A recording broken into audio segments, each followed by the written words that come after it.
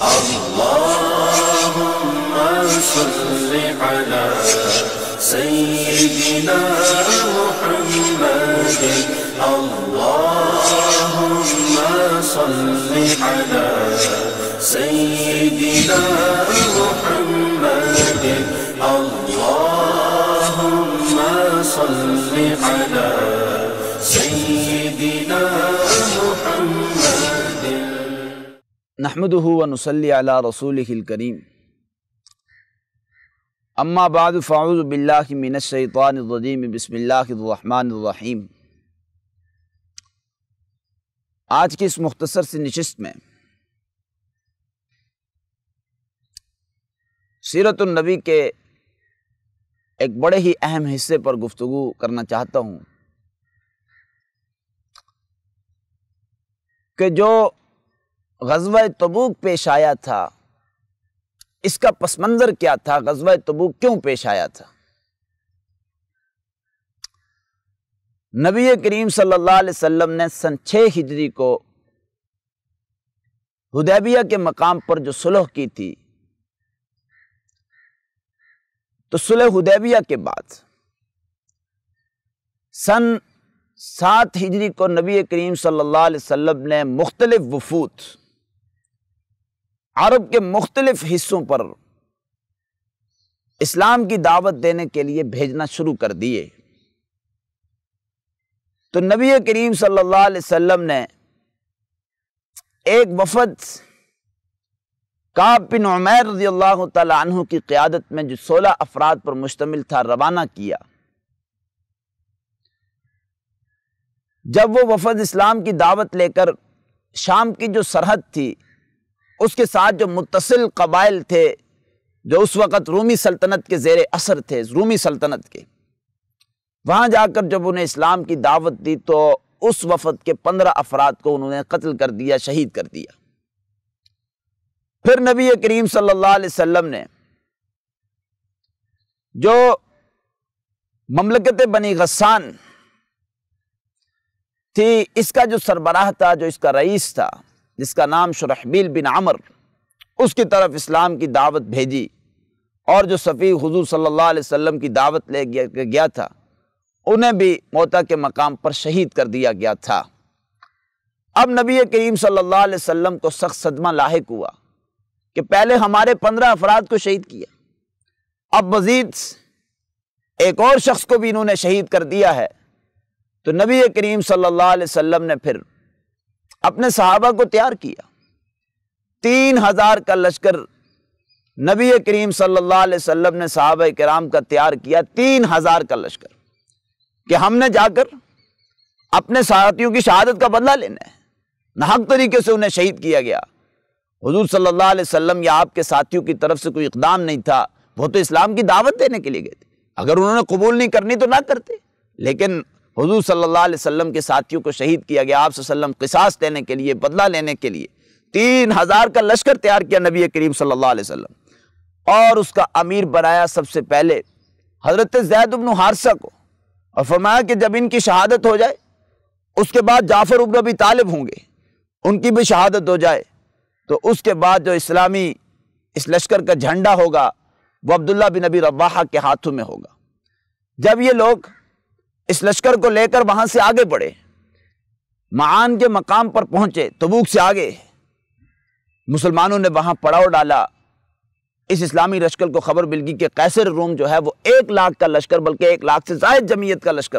لے کر مسلمانوں کے خلاف نکل چکا ہے۔ اس سے پہلے مسلمانوں کو یہ خبر نہیں ملی تھی، یہ خبر اس وقت ملی جب تبوک کو کراس کر کے آگے معان کے علاقے میں مسلمانوں نے پڑاؤ ڈالا۔ اب مسلمان وہاں آپس میں مشورہ کرنے لگے کہ آخر کیا کیا جائے، ہمارے پاس تو 3000 کا لشکر ہے، اتنی بڑی جمعیت کے ساتھ تو ہم لڑنے کے لیے آئے نہیں ہیں، سامنے 1 لاکھ کا لشکر ہے، 1 لاکھ سے زائد جمعیت ہے۔ وہاں پر عبداللہ بن ابی رواحہ نے تقریر کی اور کہا، مسلمانوں گھبراتے کس سے ہو، جب 313 نے بدر کے مقام پر 1000 پہ فتح پائی ہے، انشاءاللہ اللہ کے حکم سے یہ آج 3000 کا لشکر بھی 1 لاکھ سے زائد جمعیت کے لشکر کے اوپر ضرور فتح حاصل کرے گا۔ حضرت عبداللہ بن ابی رواحہ کی یہ تقریر تھی۔ جب یہ وہاں سے آگے بڑھے، موتا کے مقام پر پہنچے، دونوں لشکر آمنے سامنے ہوئے، صف بندی ہوئی، مسلمان بھی اور قیصر روم کا جو 1 لاکھ سے زائد جمعیت کا لشکر تھا، وہاں آپس میں جنگ ہوئی، مٹبھیڑ ہوئی، اور ان کے بھی بہت سارے آدمی قتل ہوئے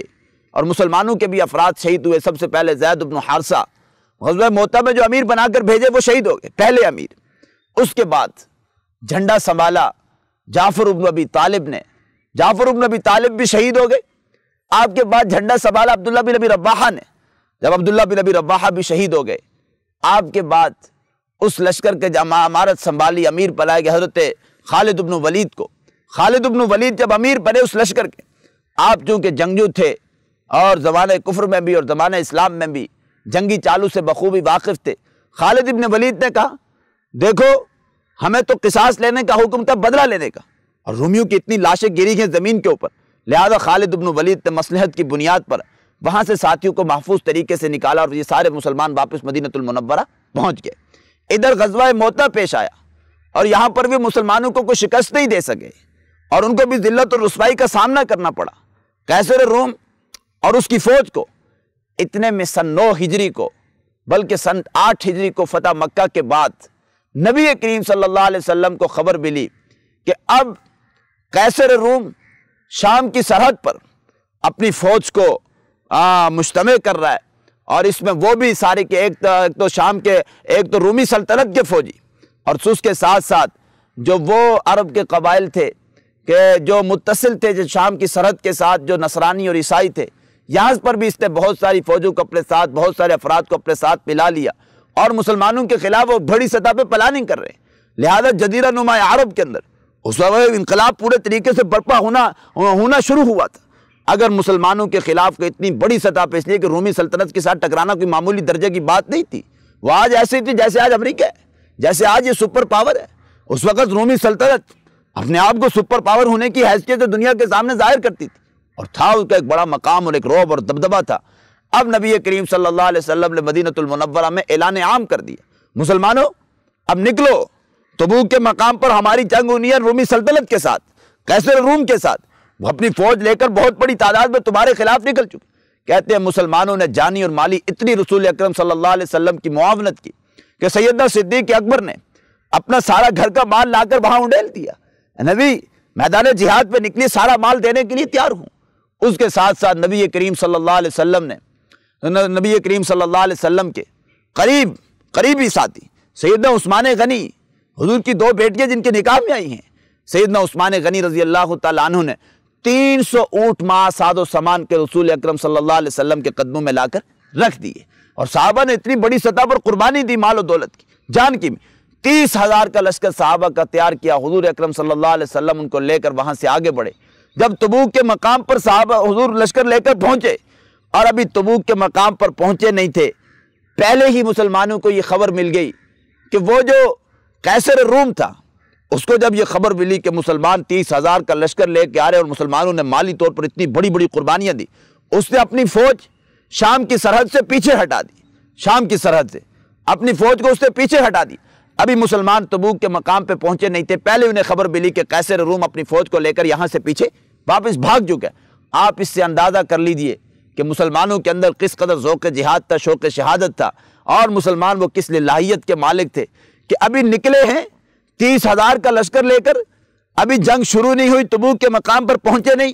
قیصر روم کو پتہ چلا تو اس نے اپنے پہلے ہی فوج کو شام کی سرحد سے واپس پیچھے ہٹا دی۔ جب تک مسلمان دوبارہ اس صفت پہ نہیں آئیں گے اور کفر سے لڑنے کی یوں اپنے اندر سوچ اور فکر کو بیدار نہیں کریں گے، یاد رکھو کہ مسلمانوں دوبارہ ہمارا عروج شروع نہیں ہو سکتا۔ اسلام کو عروج ملے جہاد فی سبیل اللہ سے، اور اسلام کو دوبارہ عروج ملے گا جہاد فی سبیل اللہ سے۔ حضرت امام مہدی آئیں گے، جہاد ہوگا، حضرت عیسیٰ آئیں گے، جہاد ہوگا۔ اللہ رب العزت ہمیں اس نظام کو اور اسی طریقے کو برقرار رکھنے کی توفیق نصیب فرمائے جو آج سے 1400 سال پہلے حضور صلی اللہ علیہ وسلم نے جزیرہ نما عرب میں قائم کر کے رہتی دنیا تک ایک قابل نمونہ پیش فرمایا تھا۔ وآخر دعوانا الحمدللہ رب العالمین۔